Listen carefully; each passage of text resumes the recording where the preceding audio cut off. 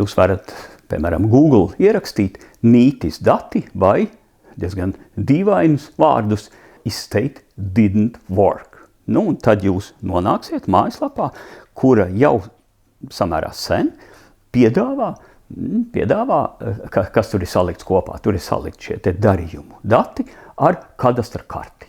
Un mēs, piemēram, paskatīsimies kādu darījumu Rīgā. Pavisam nesen, jūs arī iespējams kaut kur redzējāt, bija informācija, ka dārgākais darījums Rīgā, tiešais darījums, es nerunāju par netiešajiem darījumiem, bet tiešais darījums Rīgā ir tepat Āgenskalnā.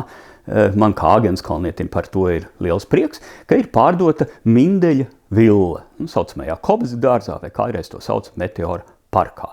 Jūs redzat 3,8 miljoni, un arī visi pārējie darījumi, kas šeit apkārt tuvumā ir notikuši, ir redzami, tie visi ir publiski redzami, jebkurš var ieiet tos paskatīties.